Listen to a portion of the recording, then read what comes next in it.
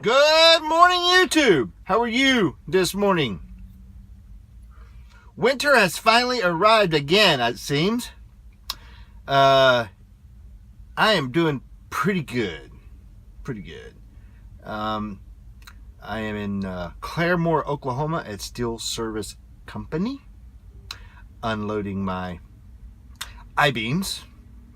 After I loaded on Friday, I went and parked the truck and went home.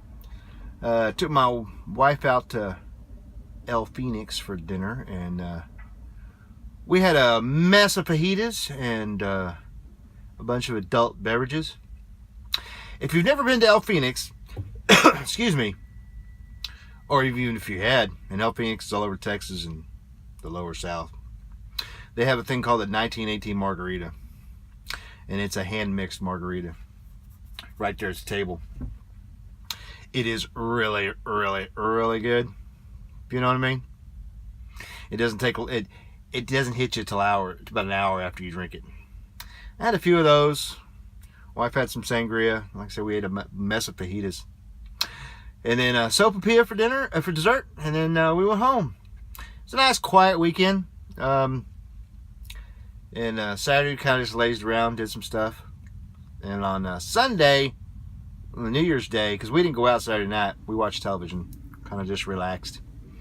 And we on Sunday went to a place called the Old Monk and met my father and stepmother, along with 3 of my 4 children, for a New Year's Day / late Christmas gathering.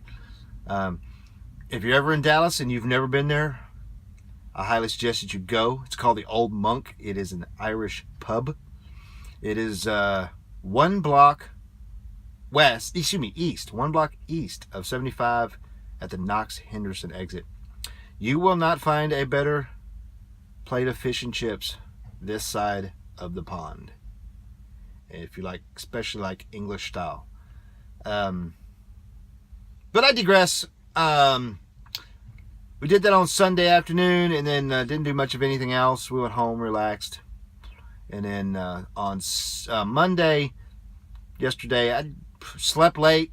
Got up at noon finally after laying in bed for a while, and then I took off left the house at 2 o'clock to be on the yard by 2:30, so I could get the truck set up and ready, and then pull out to meet my student, because it's a lot easier if they go home and they're driving themselves or whatever, for me to get it off the truck yard, park out in the staging area and wait for them to show up. Well, I did that. Got out there, parked, started doing a pre-trip, blah, blah, blah. That was a horrible load. Mine wasn't horrible, but it was a junk. I mean, as far as movement, I had to completely unhook all the chains and rework the securements on that little yard there, because they had loosened up so much from the I-beams vibrating. And then I had to do it again 150 miles again later yesterday. But I go forward a little bit. Well, I did all that, and while I was doing that, I received a text message from him saying that he was sick and he was not going to be able to make it. So I unmounted him from the truck, which means I took him off the truck as far as the computer goes, and let his manager know that he wasn't going to be in. And I'm not sure what's going to happen after that, because I had a conversation with her about his up-to-date performance, and I don't know. I really don't know. I mean, he seemed like a really nice guy, but he was preoccupied with being home every day. I will leave it at that. So, made the drive up, got to the Flying J in Tulsa last night. That place was packed to the gills, so I bought a parking spot. I guess I got there about, I'm thinking it was 8:30, because I ended up not getting a late start till I get a late start. And then, like I said, I stopped on the way in Atoka to check it, and still had to unmount and retighten all the over-center binder chains, because it still loosened up more. I got like 5 turns each out of the ratchet binders. So it was a tight. It was finally tight. I got up when I got to the Flying J last night, and I checked it. It was all good and tight, so it didn't loosen up anymore. Got up at 7 this morning. Pre-tripped the truck, bought fuel, got over here, and I got here right at 8 o'clock. And I had to do some convoluting, moving around. They told me to go one place, and then they decided to move me to another. and they just finished unloading a little bit ago. They didn't unload my truck into the yard. I moved over to like a side lot, and they unloaded my truck onto a local truck, because apparently this was a hot load, and the customer that ordered the stuff needed it Friday. Don't ask me. So they had to get it there by noon today or something like that, and the driver has to do like 90 miles or so. That's cool. They got their stuff, and I'm very, very happy about that. It didn't come up damaged or anything like that, so I'm good to go. Sent in my empty call, and I just got 2 ready messages, and there's currently 67 trucks in the Fort Smith greater area. They are 44 loads short, and I am number 6 on the board. Oh well. I'm probably going to end up going to Fort Smith here in a little bit. I don't know how long it's going to take them to ask me to go there, but we will have to see. I could probably sit here another 2 or 3 minutes, but I'm going to go back to the Flying J. At least start moseying my way there, because pretty much I think anything that we get is going to be back towards Tulsa. If I got to go to Fort Smith, I got to go that way anyway. So I will let y'all know whatever I get when I get it. Until then, see you later. Good afternoon, YouTube. How are you this afternoon? I'm pretty good. It is about 12:15 Central Time, and I am in Fort Smith, Arkansas, on the Maverick Yard, as you can see by the refrigerated trailer out my window. After I talked to you guys, I sat another minute or so, and then started heading out to go over to the Flying J, and I got about not even 100 yards down the road, and I got a message from Wes telling me to come here to Fort Smith.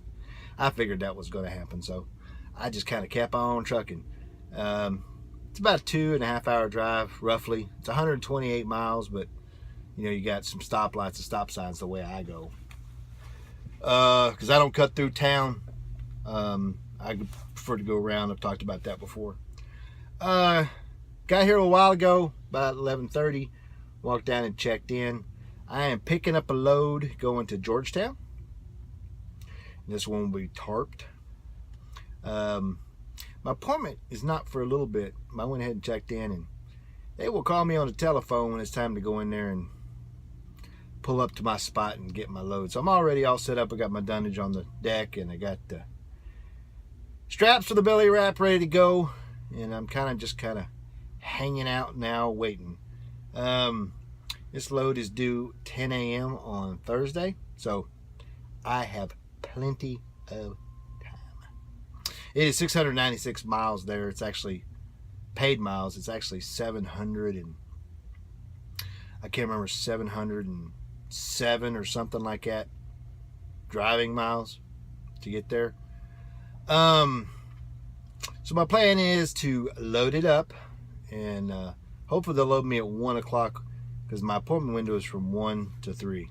Hopefully they'll load me at 1, and I can get it all done, run inside, take a shower, come back out here, and then leave and get going by 3 o'clock. I want to get to at least I want to get past Little Rock. That's all there is to it. I don't think I'll make it all the way to West Memphis, but I might make it to Percival. If I can make it to Percival, that'll be fine. I'm considering stopping along the way and washing the truck. I have not decided on that. With the weather the way it is, it might not do any good. But my truck is due for a wash. It was actually due for a wash yesterday. And of course I didn't wash it because I don't pass a blue beacon, but I'll be passing 2 blue beacons on my way to Georgetown. So depending on how things go, I may, and I can tell what time I get out of here, because I can drive till 9 p.m. Stop in Little Rock and get the truck washed at that blue beacon, or do it once I get to West Memphis. I hate to say it, but the West Memphis blue beacon is better than the one in Little Rock there by the yard. I don't know why that is. It just is. but I'll probably swing off the exit and take a look. If the line's long in Little Rock, I won't do it because it's not worth waiting there. Because if I wait there, then I'll have to sleep on the Little Rock yard, and I'm not interested in sleeping in Little Rock tonight. I would rather sleep in Percival. If I can get out of here quick enough, I might actually make it all the way to West Memphis and stay at the Flying J there, though that will involve me buying a parking spot. And I'm running out of money. I'm running out of points on my pilot card, unfortunately. I was up to about $100 and something bucks last week, and I've spent my last 4 truck stop visits. I've had to pay for parking spaces. So, and West Memphis is notorious for being full. All the truck stops, because you have all of them right there in the concentration. You got a Pilot, you got a Loves, you got a Flying J, you got a TA, and then you got a QT as well. And all of them are notoriously always full. So actually also not the greatest place to park either. But I want to get as far as I can, so tomorrow when I get up, I can go all the way. I'm guaranteed to get all the way anyway, no matter what. But I want to park in the cul-de-sac at the end of the street in front of Georgetown, so I can sleep late on Thursday morning and not have to drive anywhere to deliver. Because if I park on the street in the cul-de-sac on the cul-de-sac in front of Georgetown, then I only have to pull up 100 yards at the most, and I'm there to deliver. That will enable me to save hours on my load. Otherwise, I have to park at one of the Pilots in Georgetown, and it's a 20-minute drive with traffic and everything. So that's where we stand. Not really sure what's going on. I did talk with my fleet manager, and I talked to HR about my student. Apparently, and he did not mention it to me, or I would have reported it. He told them on Friday he hurt his back putting the tarps in the tarp box when we were at Boise Cascade. So I don't know.